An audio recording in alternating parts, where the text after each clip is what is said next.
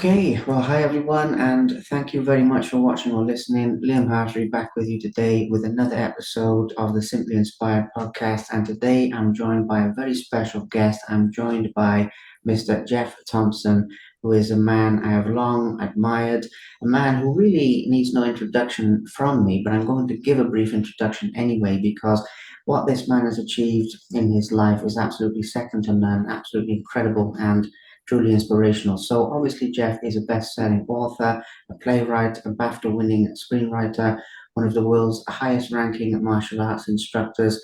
Some of his written words include Watch My Back, which I have a copy of here. It's a book that certainly changed my life, but quite a few others: Elephant in the Twig, Dead or Alive, Fragile, The Divine CEO, Notes from a Factory Floor, 99 Reasons to Forgive, Stress Buster, and many, many more. Has also written the feature film Clubbed, written the film Retaliation, starring Orlando Bloom, and many others there as well. Playwright, as I mentioned, written many books on martial arts. Geoff, though, has a much deeper story than this because he is also a sexual abuse survivor, a spiritual teacher, and as I've already said, a person who has really had a profound impact on many, many people's lives across the world, including my own, but many other people's as well. So I'm truly honored to have you on the show today, Geoff, and it really is a pleasure. So thank you so much again for taking time out of your morning to do this. Thanks for accommodating my early hours. I appreciate it. No problem at all. Like I said, you're feeling fresh, and obviously from the UK to Cyprus, there's a 2 hour difference, so it's 8 a.m. here, 6 a.m. for you. So maybe I've had a little bit of a head start there. Yeah, You've had a bit more rest than me, yeah. but no, it's not a problem at all. So obviously, your life is very multifaceted, Geoff, and it's something you've achieved a lot of things, personally and through the help of spirit and the contributions there. But as a person who's achieved so much success, and this is something that the intuition and that concept came to me to talk to you about. How do you personally define a successful life in terms of, for some people, it is your money or being famous or what have you. But in your life, obviously, you've had a lot of success with the books, winning a BAFTA. I mean, you had a lot of success on the doors, being undefeated and being as ruthless and infamous as you were. But when you look back on it all, how do you define what it means to be a successful and happy individual in life? That's a good question. Obviously it changes, doesn't it, as you evolve. When I was younger, I success for me was being free from anxiety, free from depression, and free to be able to skip the light fantastic, as they say. You know, just so if I summarize it now, I'd say success is being free, whether that means you get rid of everything in the conventional world and travel around the world with a backpack, um, or whether you give up conventional work and work for yourself, or whatever it is. It's about finding that freedom. In other words, autonomy, which a lot of people perhaps think they've got, but they probably haven't, because or having your own autonomy means that you control what you think, what you say, and what you do. And to control what you think and say and do means indicates that you have an understanding of the rules of the universe that we work in. Um, and that's the thing I try to pass on to most people, is that you've got to first of all understand the rules, understand the laws. There are fixed laws. If you don't understand the fixed laws, how can you be free from them?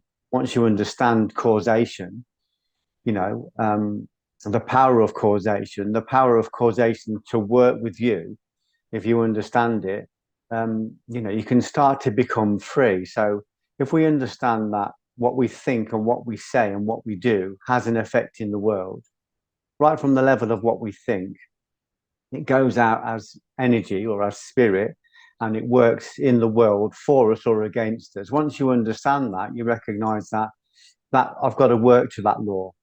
Once you understand that that's the law, and you can't take the word of somebody like me, you have to find it for yourself. I have my proof, so I'm excited about causation. I'm also quite afraid of it because if I fall out of alignment, what I think and what I say and what I do go out as angels or demons that work for me or against me. So a lot of people perhaps won't accept this, but if you don't accept causation, you can't even begin to work. This is something Aurobindo talks about a lot. You can't even start to work if you don't understand, deeply understand causation. People don't want to accept causation, basically just cause and effect, that everything has an equal and opposite return. They don't want to accept it because to accept it would mean that they've got to acknowledge things they've done in the past, things they're doing now. It would mean changing everything. You can't, I can't expect to be unkind to my wife or my friend or my neighbor once I understand causation, because I know that everything I do to them, I'm literally doing to myself. So I will say to people, understand the rules. You've come from somewhere. You're on this planet. Know the rules. If I put you in the jungle tomorrow, you would learn the rules very fast, or you would die. You would learn it. You'd learn the hierarchy. You'd learn um, this idea that who's at the top of the food chain and who isn't. It wouldn't be us. Once you understand that, you can start to work with it, and there's a degree of safety. So there's great danger if you don't understand the causation, and especially if there's anybody watching now who rejects the idea, if they're angry at the idea of causation, they're the people that need to look at it most. And if you're excited about the idea of causation as well, good, because people are angry at causation. I had one friend who was a very successful businessman, but he wouldn't a very intelligent guy, but didn't believe causation. But he didn't believe causation because he was frightened of it, because it meant he'd have to look back at all of those things he did, all of those dead bodies under the patio that need to be dug up and repented. He didn't want to look at that. He wanted to just go, well, that's past, I'm going to move on. But all that stuff's in the plumbing. So freedom is, you can't be free if you don't understand the rules, if you don't understand the laws, and they're fixed laws. And I just encourage people to go out and test these laws or study these laws, do a deep study on them so that they know for themselves. Once you understand laws, you go, okay, this is a causatory universe. Everything I think and say and do has an effect on the microcosm in my own body and in the macrocosm of the world. It goes out and it works.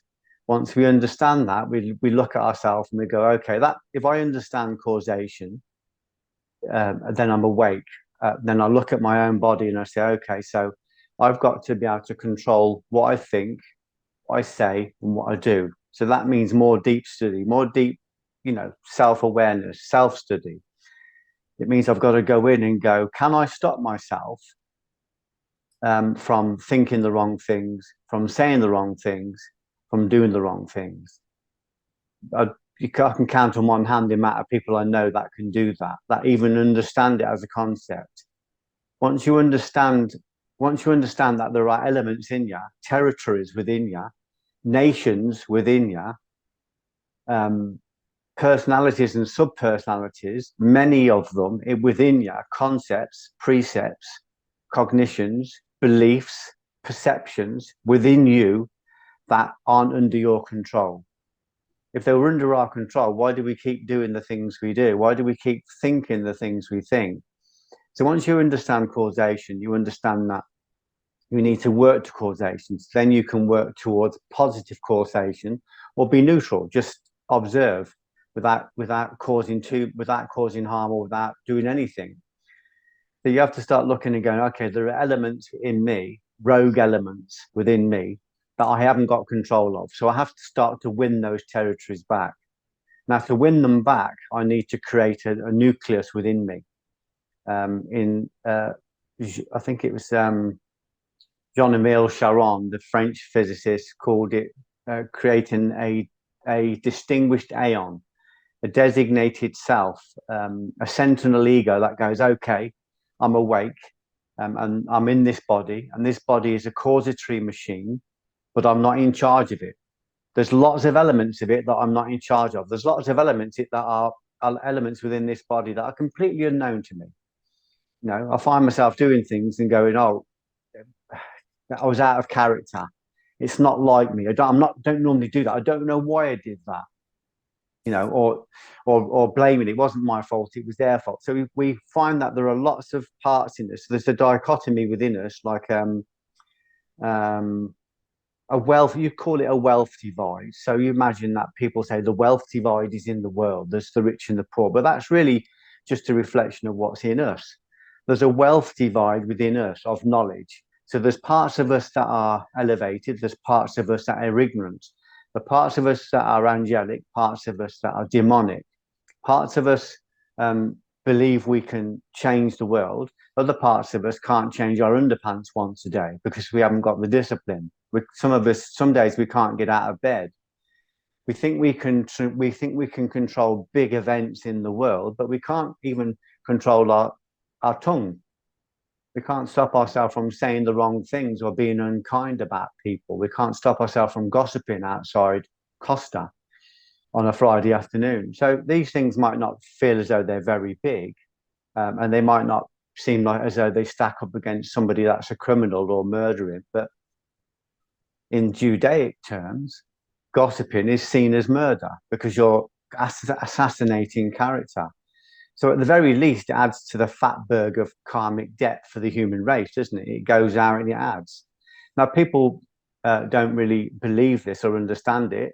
And like I said, I don't expect them to take my word for it. But what I'm saying to them is if they don't get this, and in esoteric practice, this is basic, this is like, this is understood, this is not questioned. So the idea is to do the study. And I'm not talking about, when I say study, I don't mean going on a few conspiracy sites. That's not study. You know, I'm talking about deep study, reading books that scare you, reading books that frighten you because you look and you go, I've got so much work to do. I've got so much to clean up. I'm not as kind as I thought I was. I'm not as controlled as I thought I was. When I read Gurdjieff, I don't know, 15 years ago, I was on a cruise. I nearly threw the book overboard. I was so angry because he nailed me. He said to me, "Man of the world, you think that you're in control. You think you've got power." But he said, "One phone call, one letter can take your day off you. You know, somebody can lift you with the praise. Somebody can destroy you with the criticism." And I just thought, oh God, I'm not anywhere yet. So getting this idea of causation and then recognizing that we are a disunity of territories within this body, within this mind. We've got battling perceptions, battling personalities. Lots of them, all of them really think they're you, Leo, but they're not all aware of each other. So lots of different personalities that rise up, we engage them, we identify with them, they incarnate us, and then we live as them. So if I engage anger, I become an angry person. I'm incarnated into that until the anger dissipates. If I'm lustful, then I become lustful. If I'm kind, I might be incarnated into a kind person for the length of time that lasts. But you can see that the steering wheel is taken over by different personalities all the time. So we need one designated driver. We need one king, one sovereign, one distinguished aeon, one part of us that goes, I'm in charge, and I'm gonna create a nucleus around myself, and that nucleus is going to start to attract all of the negatives towards this light and convert them so that the nucleus, the self, gets stronger and stronger. So there's just one part of me in control. So there's one part of me that says, okay, I've got a sexual pornography addiction. I'm going to slay that. I'm going to defeat that. So when that lust rises, I'm going to observe it, but not identify with it. I'm going to observe it, but not engage it. And eventually that will be converted from a negative particle or a negative habit into a positive. So all of those bad habits, all of our thoughts, all of our words, all of our beliefs, all of our concepts, etc., even if they're very dark, all of our crimes, all of our mistakes, they all contain light. When we're able to meet these at the doorway of the mind here, We meet these at the doorway of the mind, but don't engage them, don't act on them. They are converted back into light. That's what they call deliberate suffering. So we have the rush of passions, but I don't engage or identify with them. They're converted into positives, and then the positive becomes part of the nucleus, and that makes me stronger in the world. So I'm able to get myself up at 4 a.m. to meditate. I'm able to study, even though the study is difficult. I'm able to sit down for countless hours and write. I'm able to go and do things. I'm able to go and do a TED talk, even though I'm terrified of public speaking. I'm able to move to another country, even though that frightens me.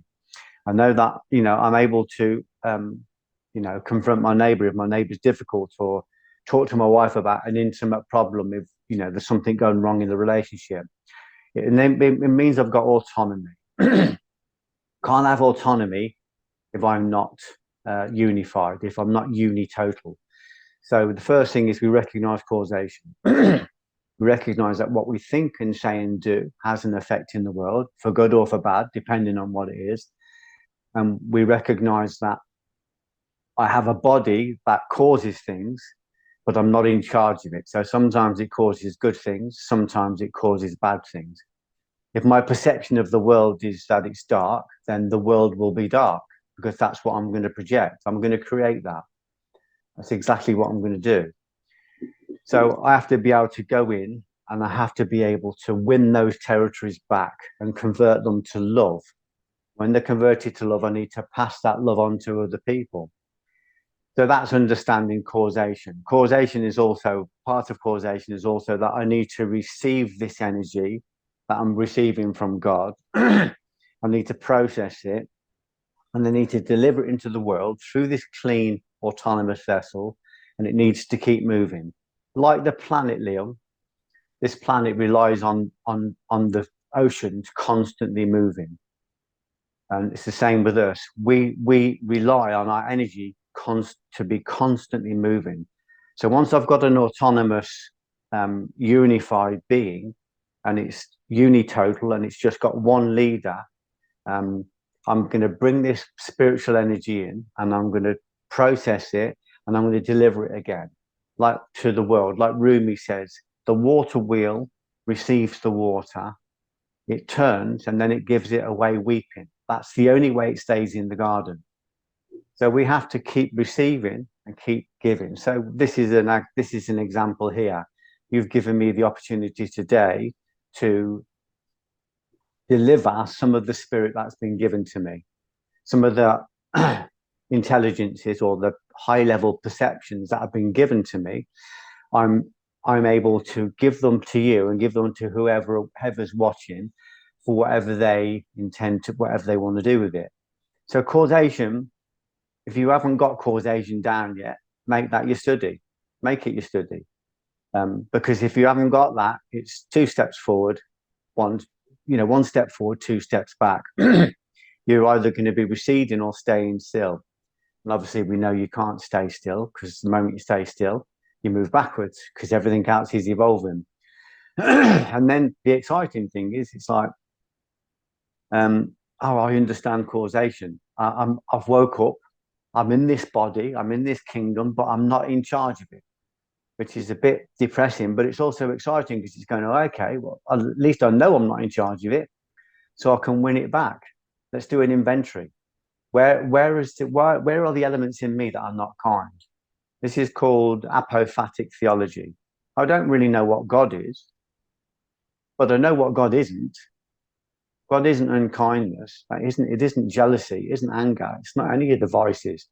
So in order to locate God, to locate who I am, I'll locate who He's not. And I'll stop engaging all of those parts of me, all of them. I will go through a purifying process, and I'll go through incarnation after incarnation after incarnation, and keep cyclically processing these negative parts of me until I am a concentrate, until I am a nucleus. Once I'm a nucleus, all I do is attract what I need in order to create positively in the world. That's worth getting out of bed for in the morning. Like I said, so it's about freedom, is about autonomy. You can't be autonomous if you don't really understand the world you're living in. How can you be autonomous if you're constantly being moved back and forward by what was on the news this morning, what your friend told you, what your wife said, or what you read on a conspiracy site? No. This is about recognizing the two forces in duality, positive, negative, and recognizing that we need a third force, a neutral force, which is this distinguished aeon or this sovereign self, to bend those two forces together. When you bend those two forces together, you've got, imagine a light bulb, positive, negative, and then they've got the neutral filament, and the filament joins them together and you get light. But once you've got those three forces together, it's not like positive, negative, neutral anymore. It's just light. There's no longer a duality. There's just a unity. But to do that, you have to recognize that this neutral force, they call it the isthmus or the filament, needs to be tempered, and it needs to be willing to stand between those two forces, crucify itself between those two forces in order to bring them together. And then what we're left with? A triangle.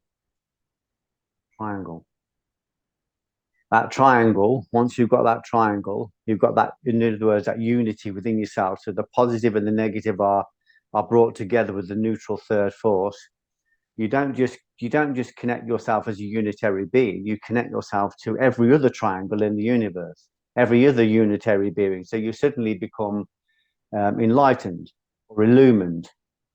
That's why if you look at on the back of the dollar bill, it's got a triangle, hasn't it? And it's got an eye in the center. What it's basically saying is that, and they say that it represents the Illuminati, but what it's saying is that when you're able to bring the two forces together with a third neutral force, right, you open the eye to illumination. So of course it does mean the Illuminati, but who is the Illuminati? Us. We create the triangle. We become illuminated. We become enlightened. We're able to see more. Once we see more, then we can start working in the world consciously with autonomy, so that we don't engage negative thoughts. We don't think them. It's not like I'm saying I'm trying to control thoughts, like I'm trying to control the wind. It's just saying that I find a center nucleus and I just observe the thoughts. All those thoughts contain a perception. They're all little perceptions, semi-autonomous thought forms roaming around, saying, do you want to do business with me today? And I can observe them and look at them and go, well, not really, because you're a bit negative. But I might have a thought that is really kind. I might go, yeah, I'll engage that one and I'll work with that and I'll do something with that. I might engage with this semi-autonomous perception being and engage with it and identify with it and produce something in the world with it. So we come back to the same again. My thing has always been about freedom. Freedom means understanding the dualistic forces, understanding the dualistic nature of the universe, and becoming a unity within it. So when I was younger, I was battered by negative thoughts. I was battered by depressions. I was battered by false beliefs in class, beliefs in beliefs in the fact that there was people out there trying to get the beliefs in the fact that I was controlled by the middle classes or the upper classes, or that it was a random universe that was just unkind. Once I realized that these were just forces, if I could free myself from denotation, to quote the Buddha, free myself from labels. It's not good, bad, light, dark, negative and positive. It's just necessary complementary forces waiting to be joined together. So if I was able to recognize, like I did, I had one moment in depression when I was deeply depressed, and I just remember finding a grace of courage from somewhere and just thinking, I refuse to live like this anymore. Refuse. I'm not having this anymore. And I remember just this enlightened moment. I remember for one split second, I joined those forces together the eye opened and I had this illumination and I saw a fear pyramid. And they just had this intuition to write everything I was afraid of down on a pyramid. Least fear on the bottom step, worst fear on the top step, and then confront those fears one by one. Now, I thought I was just overcoming fears. What I didn't realize at the time, I don't know, 40 years ago, was that that was me working physics. That's what physics does. If you look at the atom, an atom has got a nucleus and it's surrounded by negative particles that orbit it. They're orbiting in clouds threateningly, and it just holds its center, holds its shit. It stays right there. The nucleus is a combination of positive protons and neutral neutrons, and they join together. They're bound together by what is called a strong force, and I would say that strong force is love or purpose, and it just allows these negative particles to come closer and closer. And when they get too close, it frame drags them in and converts them into a positive. And the negatives become part of the nucleus. That's what I was doing with the fear pyramid. I was writing down the things I was afraid of, and I was sitting in front of them and looking at them until they came closer, and I was daring them to qualify themselves, and they just converted into positives. They became part of my central nucleus. So in other words, say in a practical sense, I want to go to the gym today, positive. Can't be bothered, I'm too lazy, negative. You get the will force between the two, and the will force says, you want to go, you don't want to go, but I'm in charge, we're going. That you've created light. You've created a workout. I want to start my own business. I'm afraid to start my own business. You put this filament between the two. In other words, you make yourself do it, and suddenly you've created light. And that's what we can do. I've done that with everything from a fear of spiders, converting the light that's in that fear into positive, in dragging the negative out, liberating the negative belief and bringing the light back into myself and converting it into this nucleus. So I'm able to do that with anything from confronting a fear of spiders to confronting a fear of violence, working as a bouncer. I'm able to do that. I'm able to use that same force to do a TED talk. I'm able to use that same force to start my own business. I'm able to do that, use that force to create a book, to create a film, to create a stage play. All of those things demand that I learn about those, things. But, to write say, for instance, to write my first feature film took me 15 years to get that made. 15 years of learning about the business, understanding film world, raising the money, £2 million, and then going through the fear of actually seeing your story on the screen and all the judgment that might come with that. So I had to develop a willpower that enabled me to stay in that discomfort.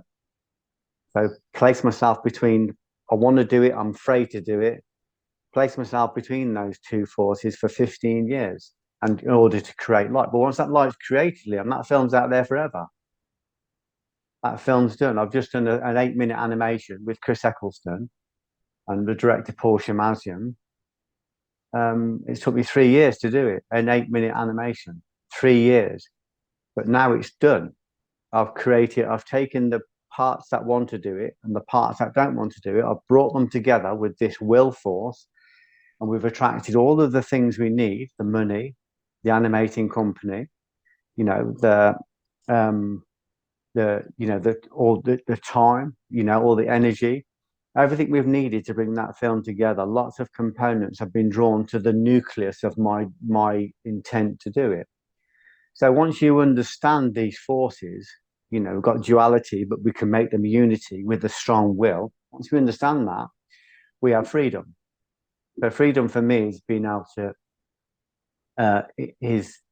having autonomy. Once I have autonomy in myself, I hope this doesn't sound complicated, but once I have autonomy in myself, so the moment I connect my pyramid and create this unity within myself, I become a unity with everything. Once I become a unity with anything, I'm in the grid, I'm in the matrix. So automatically, higher spirit, higher perception, the highest perception, God, and all the agents between that go, this is Geoff Thompson. He's woke up. he's got autonomy. So we can start to feed him now with a higher level of spirit. We can start to guide him. We are his divine sat nav. He doesn't really know where he's going. He doesn't really understand outcomes, but he has unity.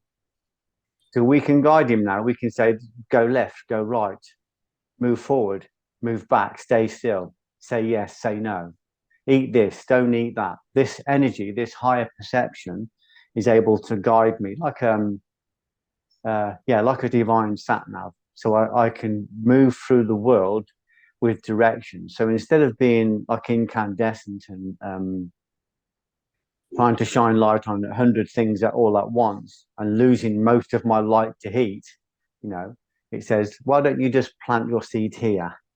Why don't you just do it there? Why don't you just do that? Spend 5 minutes with this person. Spend 30 minutes with that person. Send this person a book. Do this interview.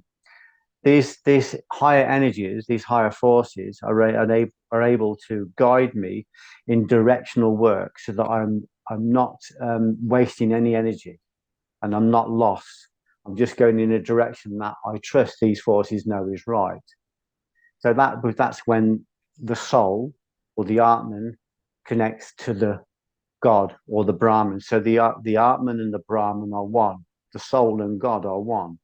So the moment you're able to connect your triangle and find a unity, which is all of the work, then you automatically open the eye and you connect to all of these other forces and you can communicate with them. You can communicate with God at will whenever you want. And it's miraculous because everything you need then is brought together. So that's a long way of answering the question. Success for me is freedom. Makes a lot of sense, Jeff. I mean, it really does. You said, does it sound complicated? And obviously, the application and the understanding, they're two different things, but it actually makes a lot of sense. And it's very, very profound. I knew that would be a good answer, but that was really something. Now, when it comes to assessing in terms of causation with yourself personally, you've had an impact on a lot of people's lives. I've spoken to people who you've helped in various ways. And, if you look underneath some of the other interviews you've done, there's various comments on there saying, oh, I contacted Jeff when I needed help with such and such. And, you help these people. I understand the guidance. But in terms of specifically the causation aspect, and I know there's in your life, there'll be different results of that. But in terms of the positive impact you've had on the world, which I feel is very, very extensive, how do you actually measure that? Because I know you're being a conduit of this light, you're being a conduit of this guidance. So it's not all about you in this sort of egoic sense. I don't mean that. But I Mm. mean, obviously, you are still the agent for Yeah. forces. And I wonder when you look back on that, how you actually measure or how you actually quantify the ways in which you've done that. Particularly, I'm focusing now on the people that you've helped and contributed to, but there may be other ways that you'd like to mention as well, if that makes. Yeah. I mean, something I said earlier on, I don't understand and I don't know outcomes. I don't need to. It's beyond fathom. It's beyond human fathom. Yeah. This this computer here, this fleshy machine couldn't comprehend that. All I do know is that if I work directionally, as in, like if you look at a light bulb, an incandescent light bulb shines everywhere all at once, but it loses 90% of its light to heat. Now, if you look at an LED bulb, an LED bulb goes through a chip, and it retains 90% of its light and only loses 10% to heat. So it's directional light. So I went from being incandescent, which was like, I've got this knowledge, I've got to give it to everybody, even if they don't want it, and wasted a lot of it, to taking direction. And the direction said, look, if you just place this light, this knowledge, this seed where we ask you to do, it will have the optimal effect in the world, even though you won't understand how it's working, where it's working, and you may not see the results of lots of it. Just trust that where we're asking you to plant it will have the optimal result. So it's what they call in Hinduism fruitless service. We do not look for the fruits. We don't look to take credit. So I see myself as a postman. If I deliver you a check in the post for £100,000, I don't take credit for that. I'm just a postman. But equally, if I deliver a letter from the bailiff saying that you owe 100,000, I can't take the blame for that. All I'm doing is, as you said, I'm an agent and I'm placing stuff. I'm a postman posting letters where I'm asked to post them, and I'm guided to see that wherever they're posted, it will have the optimal effect within the world. So I'd like to take credit for all the kind things people say, but I don't believe that what I receive is mine. It comes through me and it picks up all my flavors and I put it into the world, but I don't take credit for it. Even the films, we've just done this 8-minute film and it's beautiful. It's a work of art, but I know it's not mine. I know it landed in me. I just got in its way. I had to have the discipline and the will force to serve this energy and to put it down onto paper and to work for 3 years to get it done. And I still had to, send emails out to friends and say, we're making this film. Do you want us to help us? We need some money. I had to do all of those, even though it's very uncomfortable. It's very uncomfortable, especially when someone like me, where I come from, it's very difficult, very uncomfortable to ask for help. So God's saying to me, ask these people for help. You're asking for me, not for yourself. So, so I don't measure it. I'm not interested in it. It is very nice when people say you've helped them. But if I help people, it's because I meet them and I feel it. I feel a connection. Sometimes I have to reject people. Sometimes I have to say no because I'm being guided that there's no point planting the seed there because this person isn't quite ready yet.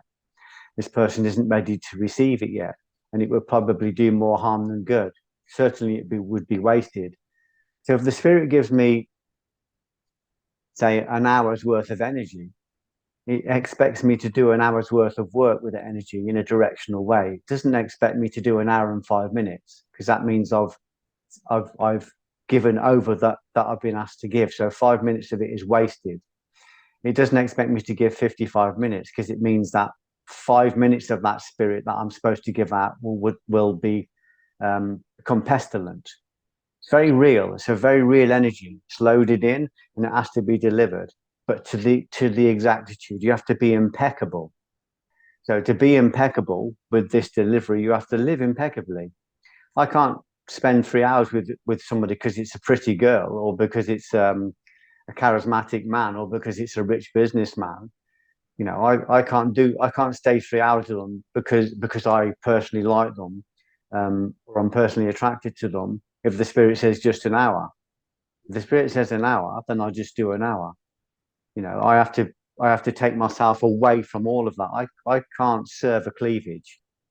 I can't serve an hourglass. I can't serve a rich businessman because he's a rich businessman and because I think it might be coattails. I'm not interested in any of that.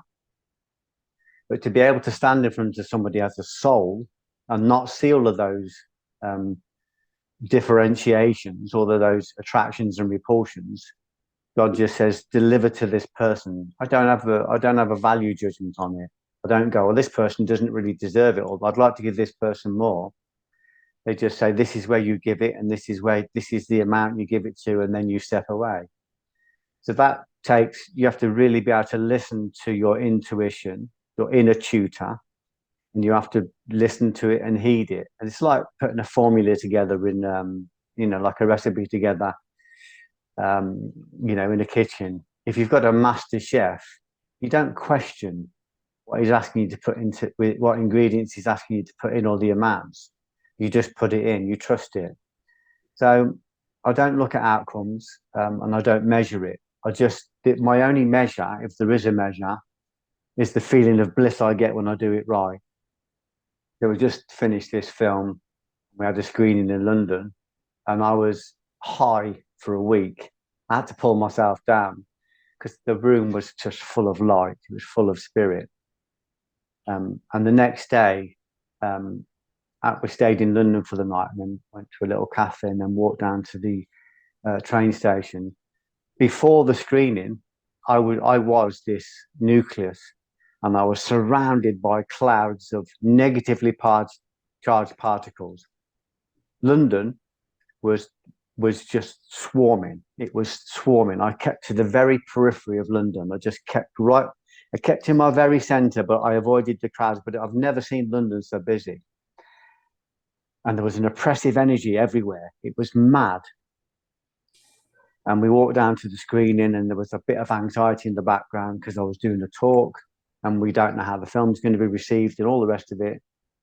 But I keep myself in the centre. I know this film's got God in it. I love it. So I feel all this, but the moment I start speaking, boom, just this bliss. And then the next morning, I'm talking all night to different people who God's put in front of me. The next morning, we get up and we go to a little cafe in Covent Garden, and it is still. It is still. There's just me and my wife in the cafe and one person serving us, and he's there to serve me. He's sent by God to serve us. The food is blissful. We walk through London to the train station. It's almost empty. It's like that. You can hear that stillness. Listen to the stillness. That's how it felt. Walked down to the train station. There was a little portable cafe outside the train station. They did me an oatmeal coffee, and it was bliss. I had two. I went crazy, Liam. I went mad. I got over the edge. Had two coffees. But so the day before, I got all of this energy around me. And because I stood and talked and delivered the film with my friend Paul, that energy, all of that negative energy, or all of that opposing energy, or that complementary energy was converted. And then it was just, and I was like it for nearly a week. My wife said to me, "When are you going to come down?" It was just, I had to stop myself talking about it, but it was just because we'd converted energy. But it took me 3 years to get to that point, 3 years of continual work. And obviously you're assailed all the time by doubts and all that. And you have to hold that center. You have to hold that core all the time. So all I do in my mind is I say to God, I only want to please you. I only want to serve you. Please keep me close to your heart. Please keep me always within your sight. In other words, if I drift, return me back to love. You know, if I'm not sure where I am, just return me back to love. Is this coming from a place of love and wisdom? If it's not, don't be there. Don't do it. So it's not about outcomes. This film we've just done is beautiful. And whether people liked it on the night or not, I'm not really too concerned because I felt it. And what it does in the world, I don't know. Maybe it'll win an Oscar. Maybe it will just land in someone's parlor and convert one person who needs to see it on one particular night. I don't know. I only know that it will serve optimally. And if it does, if it does, visual things, then I'll celebrate that. And if it just touches one person who wakes up at 4 a.m, who's depressed and doesn't want to go on, and if it just touches and inspires that one person, for me, that's global.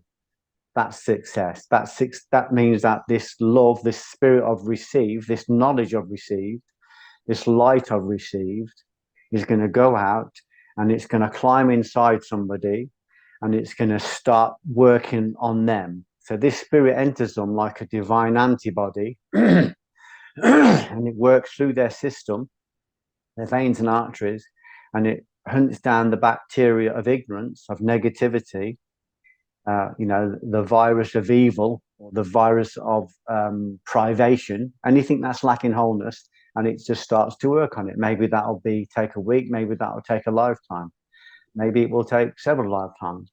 I don't look at outcomes. I just think, is somebody inspired by what I say today? If they're inspired, it means the spirit has been delivered from me to them, and then it will be delivered from them to somebody else. It will go out and work. If somebody picks up a book because they've listened to this podcast today, if somebody lets go of their fear and becomes curious, just curious today, then the job has been done. I would say that's successful. But the world, as the Buddhas say, is so unfathomable. The Dharma gate, the learning gate of the great earth is unfathomable. We can't understand it, but we can take direction. It makes a lot of sense. It makes more than you realize, Jeff, because even with what you're saying there about who is touched by what and everything, it makes a lot of sense, including why I actually personally do these talks in the first place as well, which is another story altogether, but it wasn't necessarily I woke up and I'm going to be doing interviews. It didn't start that way. It started with a series of serendipitous things. So it makes a lot of sense. Now, one of the things I'd like to touch on here, even though you've spoken about this extensively, but I'd like to hone in just for a moment on your journey into this awareness a little bit more. And what I mean by that is obviously it's a process. So you mentioned earlier about, when you were younger, you had these different beliefs of the class systems and the indifference of the universe, possibly even the malevolence of it, or whatever it was for you, and you had these different points of view. Now, obviously, the forgiveness concept is extensively documented and spoken about, and you've spoken about this a lot. Was that for you the start of where you began to come into this awareness, or was there a different point? Because it's such a thing from being, one of the toughest men in the UK, which you definitely are, all the way to being a spiritual teacher and a mentor to so many people. I understand how it connects, but I want deeper into the process of when this first started coming to you, as you said earlier, when the higher powers first realized Geoff Thompson's awake, those early days into the mastery of this that you have now, if that makes sense. Yeah. If I can, if you don't forgive me for correcting you, but I would tell you that I was never one of the toughest guys in the UK. I would say that I was one of the most insecure guys in the UK, and I wasn't strong. I was very weak. That's why I was violent. I did a lot of things that I was proud of. I overcame a lot of fears, and I stood in front of a lot of things, and I did that with the help of with spiritual help, with invisible guidance. But the violence was the weakest part of what I did. I was violent because I was insecure. I was basically had very powerful negative perceptions in me that believed the world was against me and that everybody was going to abuse me. Everyone was going to take advantage of me. Everyone was going to control me. So I developed skills. So I created monsters in the world unconsciously because the monsters I created were the monsters in the world were monsters I created from my own perception. So I unconsciously created monsters, forgot I'd created them, or didn't know I'd created them. Then I set about developing skills and strategies to defeat the very monsters that I'd created and forgotten.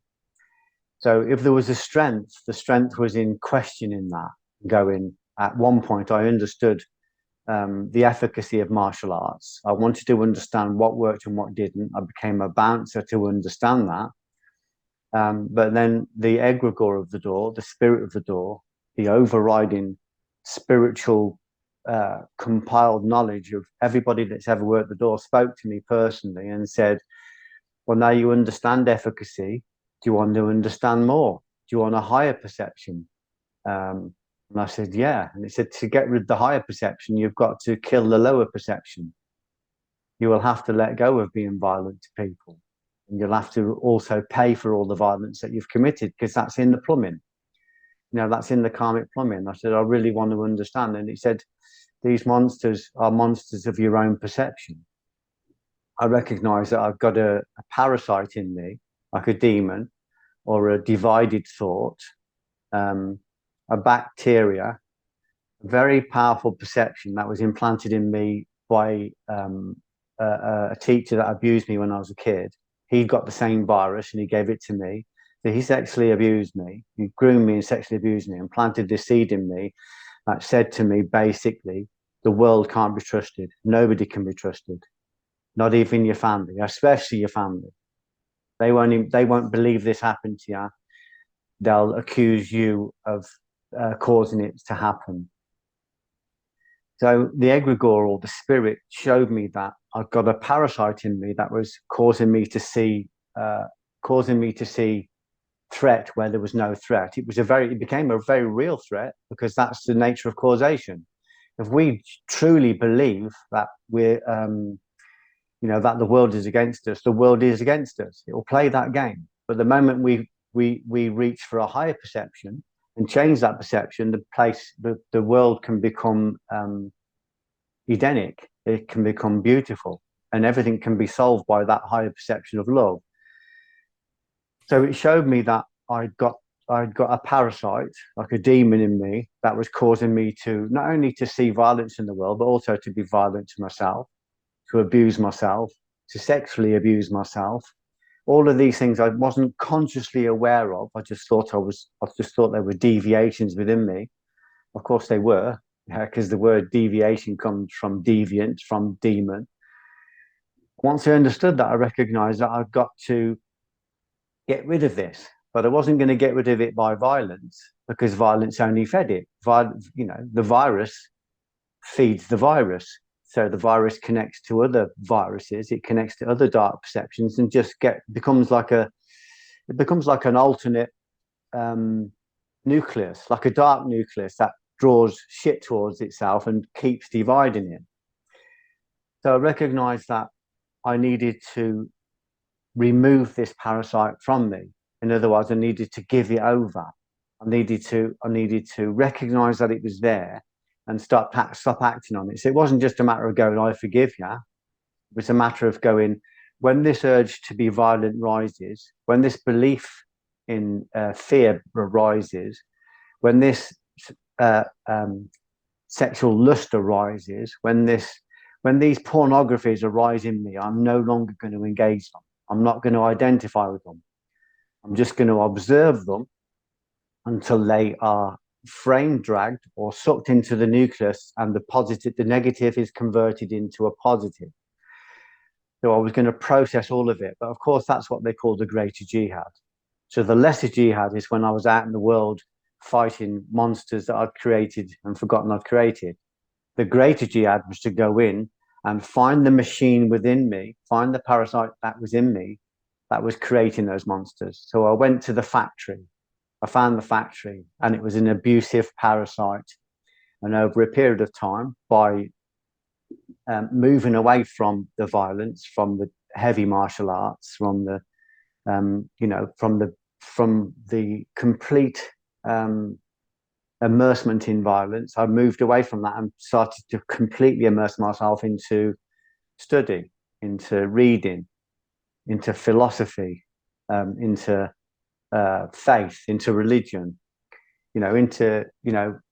um, into higher levels of perception. That's what I started to do. So there was a gradual changeover. So I contracted the negative in order to expand the positive. I contracted the ego and the parasite in order to convert it and extend in consciousness. And that culminated in me forgiving this person that abused me. But I recognized I wasn't pardoning him. I haven't got the power to pardon him. Only he can pardon himself if he finds contrite remorse and atones for what he did. If he repents what he did. That's nothing to do with me. I can't make him do that. All I can do is say, I don't have the power to pardon you, but I do have the power to give you over to a power that can. So I gave him over to reciprocity.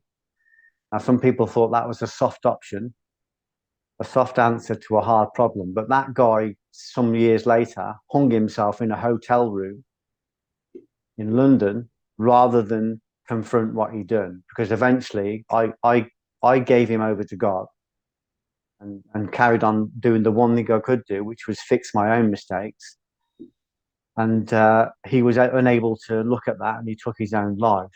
And all I felt when I heard that was compassion, because within this guy, there was something, there was light, there was love at the very heart of him. This guy had been possessed by something demonic, the same as I had.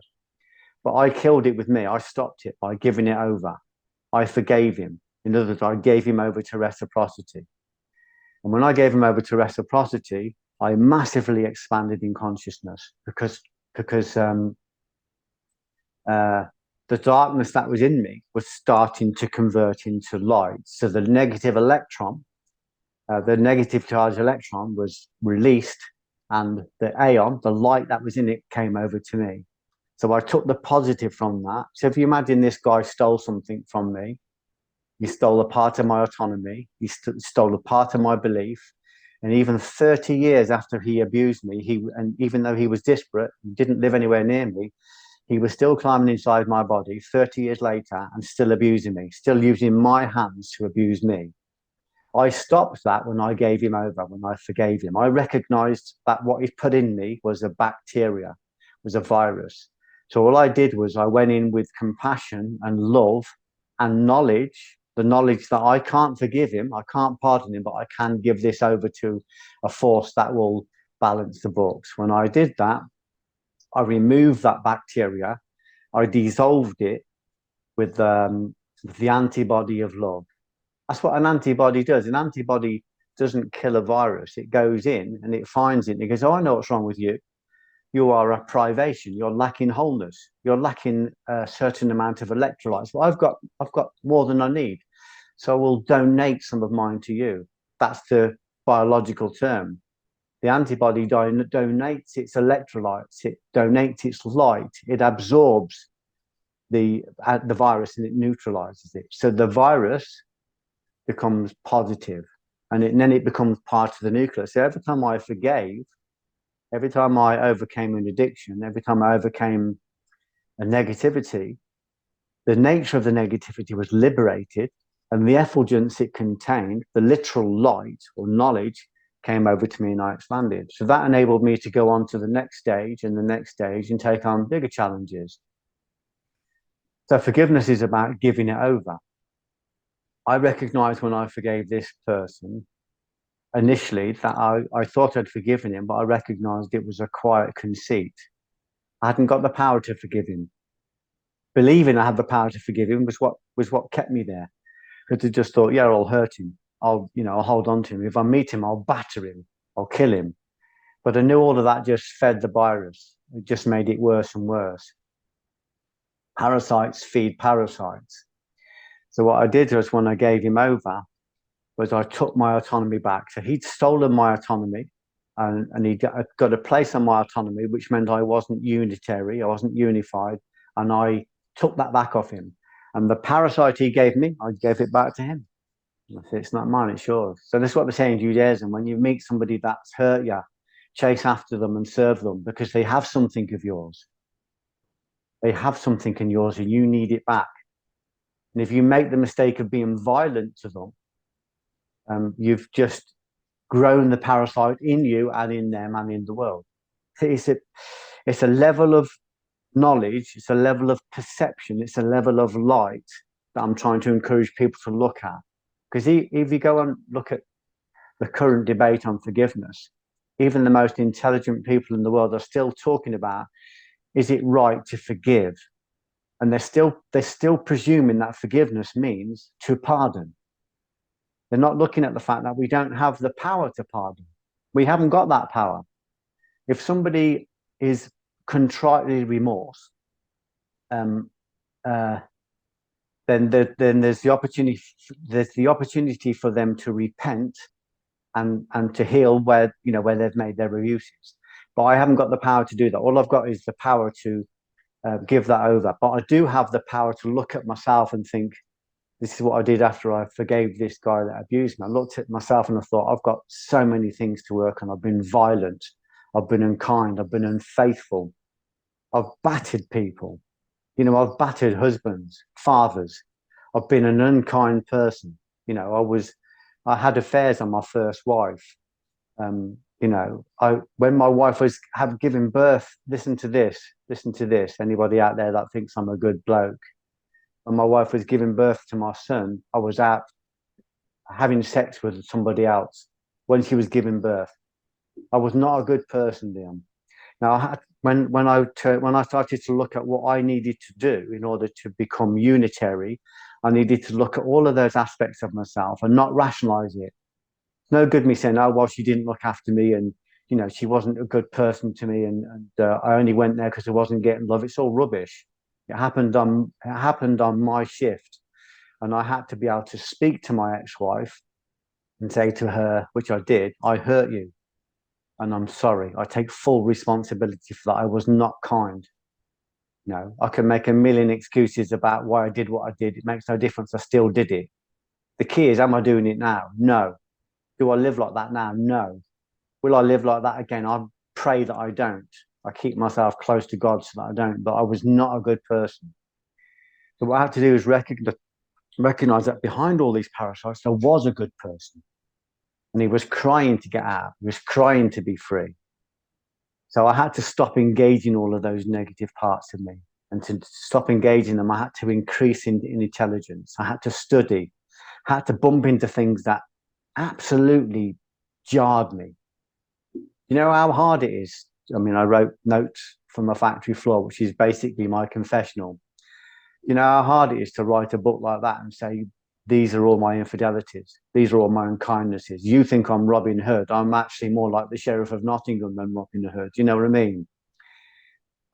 So it's very difficult. But that, for me, in order for me to recover the light that is contained in all of that sin, those errors, I need to be able to look at them and face them and be contritely remorseful.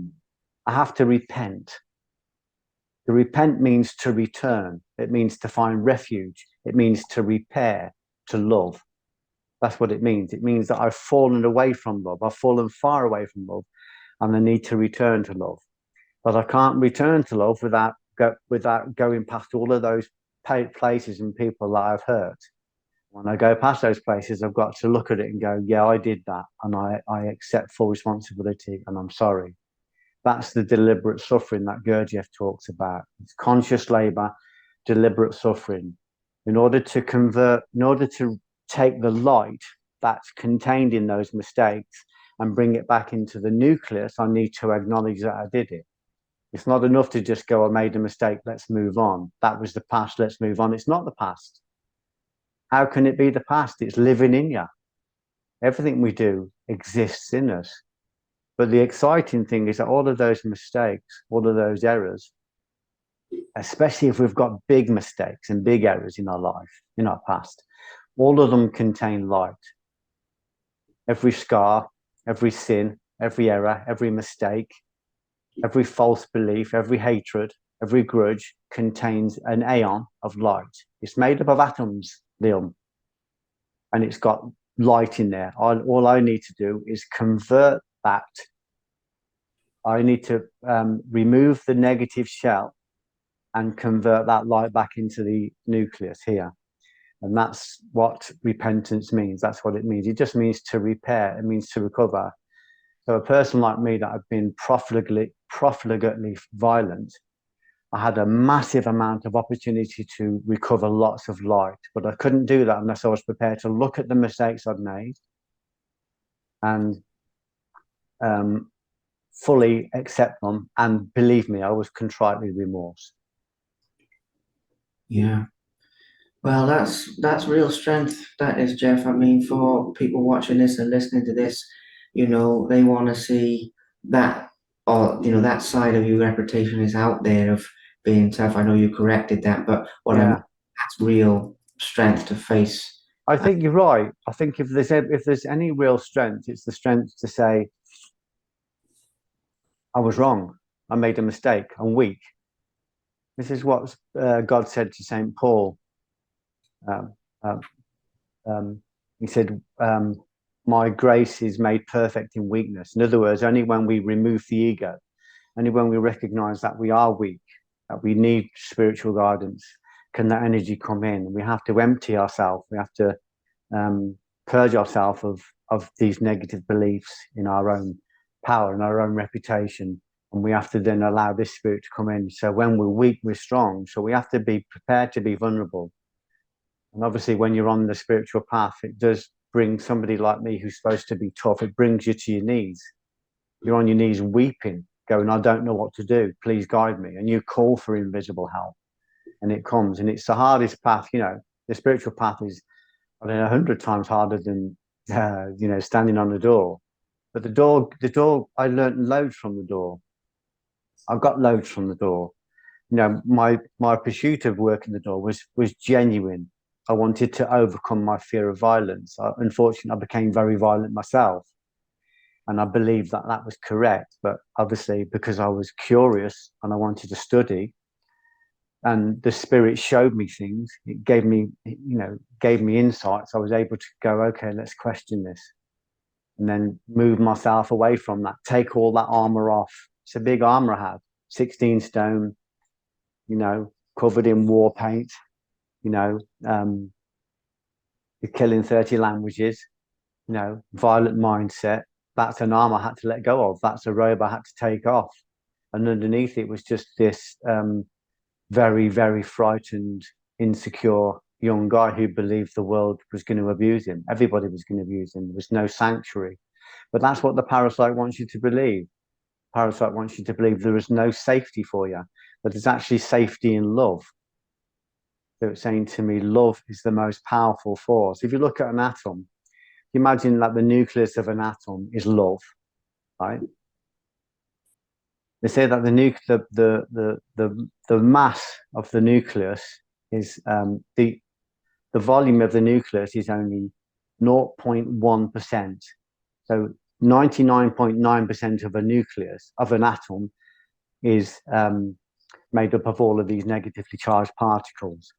The nucleus is only 0.1%, but it's 99.9% of the mass. So if you imagine a basketball and a bowling ball, they've got the same volume, haven't they? About the same size. But the mass of the bowling ball is much different to the mass of the basketball. If you drop the bowling ball on your foot, you'd know. So what it's saying is that our mass, our power, is in the very center of love, in the very heart of our own soul nucleus, and the rest of it is just volume. So my life has been about getting rid of the volume, contracting the volume, and bringing it down just to mass. So if I throw a punch on a pad, it should be about mass, not volume. It's not just a big wild punch. It's just a like crack, just a tiny little boom, an explosion, because it's just mass. It's hench. So we do that the same with our own soul.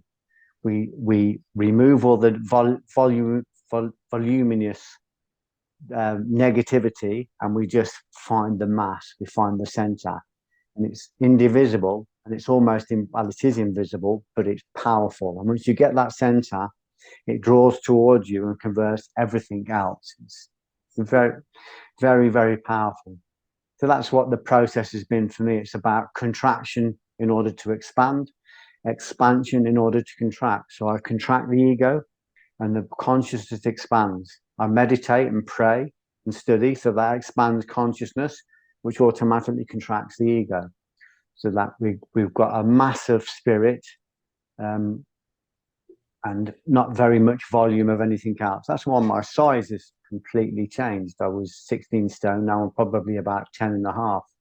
It's volume. It's about mass, not volume. Makes a lot of sense. Now, with this, Geoff, there's one other thing maybe I think we'll have time for here that I'd like to mention to you because as much as we're talking about the concept of the higher powers and these things channeling through you and how you don't take credit for them and all of this side of things. There is one piece that I think is innate with you, which is the concept of discipline. But this is quite far reaching because with you, as I'm listening to this, the one thing that's standing out to me is obviously it takes discipline to do everything else that you do in the first place, including be close to God, including be open to the intuition and your higher power. You can't just do a bit here and a bit there. You have to be rigorous, and I can really feel that from you. So my question is with that is because discipline seems to be the foundation upon which a lot of these, or possibly all of these other things, are built. Is that something that you consider to be innate within you, or is that something that you have cultivated? And I mean, I'm guessing it's something you've cultivated and worked on because of what you said earlier of various other things you did that weren't disciplined. But nonetheless, even the discipline it took to face your fear for 10 years on the door, to write 50 books, to see a film through that 15-year process. I know you're being guided, but you have to make the choice to stay on the path and not. So basically, how do you do that? Even though it seems obvious, I think there Yeah, wisdom there, please. yeah, that's a really good question. It's a bit of both. It's innate because it's the will. The will is your what they call your causal body. It's one of the invisible bodies within us. The will force, is the working arm, or the causal body, or the bliss body, is the working arm of the soul. So our will force is what we use to place ourselves between these two forces as as an isthmus, as a filament.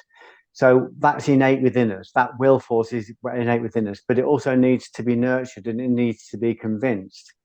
So there's a lovely saying that says, which triggered a lot of things for me, which opened up a lot of knowledge for me, which is when I read it, it said, "Master of the will, I am that.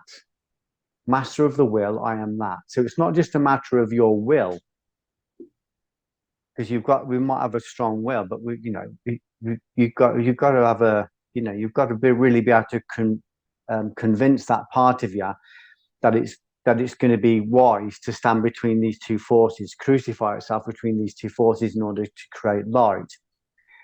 So for me to get my will to do the things I want to do, I need purpose, and purpose is logos, or that's like the spirit or the light of God. So I've had to develop my intellect, my mind, body, and my intellect, because my mind, body, and my intellect have to be able to have enough knowledge, enough perception to be able to convince the will that this is the thing to do. So, most people think that we avoid discomfort, and we try and find some kind of comfort, some kind of security within the world to keep ourselves safe. Now, in order to work spiritually, we have to reverse that. We have to reverse that and recognize there is no security in the world. There's no safety in the world. There's only security and safety in spirit, in the actual center, in God. So I had to develop enough. If you imagine that you've got the physical body, you've got the breath body, you've got the mind and the intellect bodies, and then you've got the causal body, which is the will, and then you've got the soul. So I have to convince all those other bodies to sacrifice themselves in order to create light, saying to them, it feels as though it's going to be suffering, but it's going to be a divine burn, and it's going to create from the highest level. So I had to develop the intellect to be able to convince the will that this is the right thing to do. In other words, I needed a purpose, and that purpose needed to come from the mind and the intellect. So I had to get enough reading and enough knowledge in to be able to say to like for instance, if you want to come to my gym and I say to you, that the growth is in the burn, I need to be able to explain that to you, don't I? I need to say to you, this is why we go to the burn quickly and we stay in the burn long, because that's where the muscle is broken down and then rebuilt stronger. And I need to excite your intellect to understand why you're doing that. And when you understand why you're doing that, when you know why you're going into the burn becomes a pleasure, doesn't it? Bodybuilders love the burn. Weightlifters love the burn. These Tour de France riders, the good ones, love the hills. They learn to delight in it because they know that's where the growth is. So that's about expanding the mind and intellect. And that's this. And once the spirit awakens, the spirit will go, well, the will's there, and the will is innate. It's part of us. It's part of the soul. It's the working arm of the soul, but it needs to be convinced to do this. We need to show it that when it's in the burn, it's in the development process. So then you learn to love the burn. So when you're sitting down, like I sit down every single day, and by the end of the day, I'm studying and writing at the moment, I am spent. And I feel wobbly. I feel mentally wobbly, and I have to do my yoga and everything to bring myself back to balance. And I think I can't do another single minute, not a single minute, but the next morning, boom, I'm there again. Because I know when I wake up, this is where the work is. This is the burn. This is the deliberate suffering that's going to convert that negative into a positive. It's going to make the mass of the nucleus within you, your attractive power, even more powerful.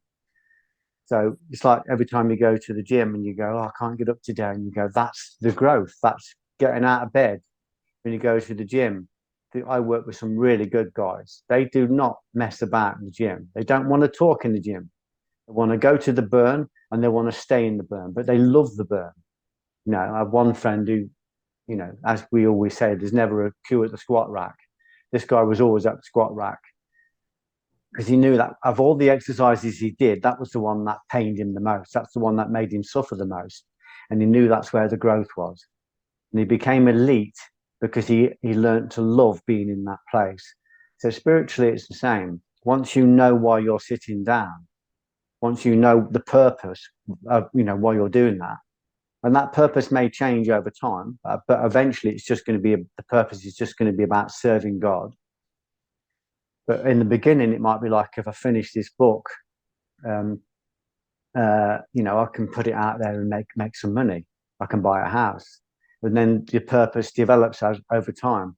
But I'll tell you what happened to me when I was younger, and I've said this before a few times. I triggered on the lurking variable, the hidden variable, um, probably 40 years ago, when I was trying to find ease from my suffering and ease from my pain and from all of these torments. And I remember reading books that promised to tell me the truth, and they didn't tell me the truth. And I listened to authors and speakers who promised to tell me the truth, but they didn't tell me the truth. They were either hiding from the truth, they were scared to say the truth, or they didn't have the truth. Either way, they didn't say the truth. I remember feeling righteously angry and saying, when I find the truth, I'm going to tell everybody. I am going to tell everybody. And I didn't realize it at the time I'd made a vow with the universe. I triggered into this Judaic place of selfless service, selflessness. If we receive in order to share, we will be given abundantly. You know, so my purpose was, there are people suffering, and that suffering is immediate. There's people out there suffering just like me, and I'm going to tell them. I'm not going to be scared to tell them that they can convert that suffering into light, pure light, into knowledge, into healing. So the ultimate purpose, the lurking variable, the one thing that bonds all these things together, in physics they call it the strong force, and it's a hundred times stronger than the force of gravity. Excuse me. But this strong force is purpose, love. We need to know why. Why am I doing this? I know why I'm doing it, because someone's going to watch this and it's going to send them on a completely new trajectory. The spirit's going to enter them and it's going to start working on them, and it's going to give them hope. It's going to give them inspiration. The inspiration is the spirit is going to go inside them and expand in them. So this is a vow I made 40 years ago, and it is the purpose. The purpose is that that people are suffering. The suffering is immediate, and we need to put stuff out there that helps them to ease that suffering, gives them a pathway out of that suffering. So that's always going to be the lurking variable for me. You could call it purpose or logos, but ultimately it's just a filtration of love. So it all comes back to the one thing, love. But as I've said often, love is not a subtle argument, to quote Rumi. The door there is devastation. What does that mean? It means that love is the ultimate force. It converts everything. It is the divine antibody. But to get to love, we have to devastate everything in us that is not love. And that's where we started our conversation, Liam, where I was saying, I found the parts of me that weren't love, and I stopped engaging them and identifying with them, and they converted into love. So all of that was like grist for the mill. So purpose is going to be the thing. So if people are out there struggling now, let the search for purpose be their first search. Why am I doing this? And if you want to know, go inside, start a course in meditation, do some yoga, and ask. Go into your inner tutor and say, I want to get rid of this suffering, and it'll guide you towards how to do that. There's a lovely saying in Judaism that says, the master sets the table for the servant before he serves himself, before he eats himself. And it's the most powerful verse in the Zohar, because it's basically saying, if you want to know the secret to abundance, find somebody that needs what you're looking for more than you, and give it to them. Receive it in order to give it to them. And in receiving it in order to give it to them, you're receiving it as well. Wow, that is a wonderful a wonderful change of perception compared to how many people live their lives. I've heard you say that one before, but it's very, very profound. Now, we're coming up on the time that you said, so we'll wrap this up shortly. I suppose one other little, very quick, fun question, and then we'll wrap this up is at the moment, I don't know how much you can say about this, Geoff. It might be private, but at the moment, can you announce anything about any future books or any things that you're working on that the spirit is guiding you towards at the moment? Obviously, you just released a film, so you might make a stopgap in there. But I don't know if you can say anything about this. But I just thought it would be a fun way to close out. Yeah. Look forward. Um, about 3 years ago, I had an incident in Oxford Street where I stumbled upon a rough sleeper who was in the middle of one of the richest shopping malls in the world, um, surrounded by, I don't know, 100 clothes outlets and 20 or 30 food outlets. And he got no shoes, no socks. And I couldn't walk past him, but I wanted to walk past him. I had a conflict. I've got a meeting to go to. It's an important meeting. And I'm telling myself, I haven't got time to do this. This isn't my problem. You know, I always try and make time for rough sleepers, but I've got something important to do. And I'm telling myself this as I find myself walking in the wrong direction to a to a to a department store, and end up going into this department store and having this massive battle with myself about whether I should be doing this or whether I should be going to the meeting. Anyway, I ended up winning this battle and buying this guy some clothes and going back and giving him clothes and giving him some money for food because I just can't walk past him. I can't walk. Can't. I can't walk. I can't have a credit card in my pocket and walk past somebody that's freezing and starving in the middle of one of the richest cities in the world.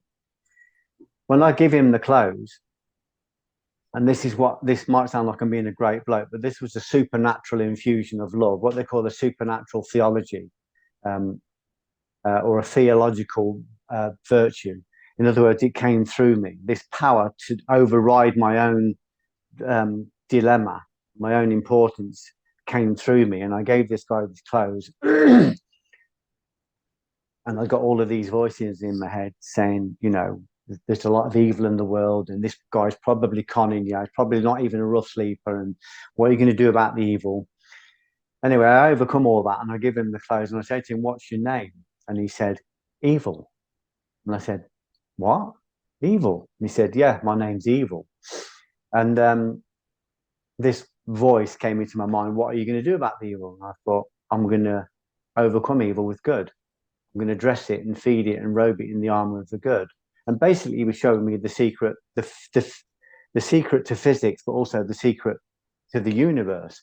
We overcome and convert evil. This guy was like a Christ figure for me. It was like a manifestation of Christ, and it was saying if he represents evil in the sense that Thomas Aquinas would call evil, which is a privation. Not that this person is evil.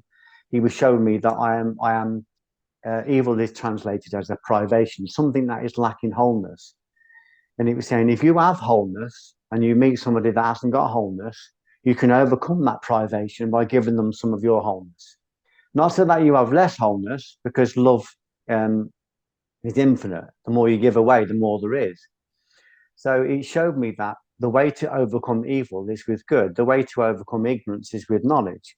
The way to overcome illness is with the remedy. The way to overcome a virus is with an antibody.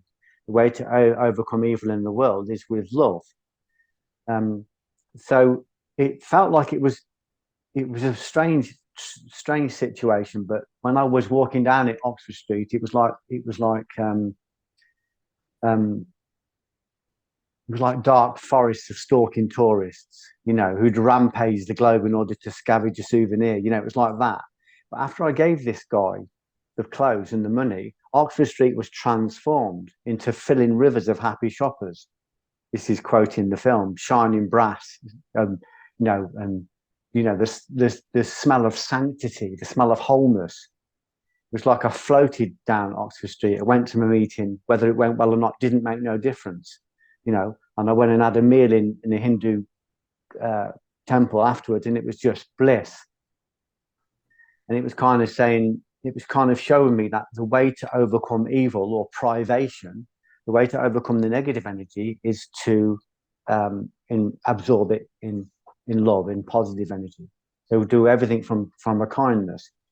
So I came back, and that story was racing through me. So I wrote it down as an 8 minute monologue.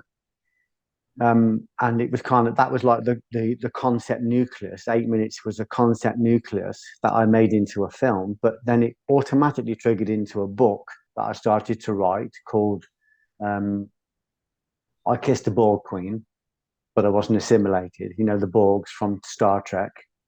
And it's just a book on how to overcome evil. And I've been writing that ever since. So I've done 720,000 words, nearly 750,000 words so far, just on that one tiny incident that probably lasted, the gifting lasted probably 10 seconds. This guy said to me, his name was Evil, and he was showing me how to overcome privation, something that's lacking wholeness. Again, not something that's bad, something that's lacking wholeness, by offering some of your wholeness to it.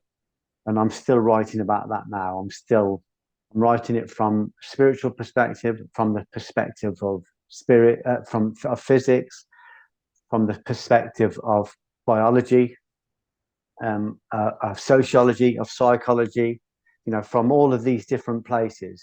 And it's just continually expanding. So this little seed that I was given in Oxford Street 3 years ago is expanding like an oak tree.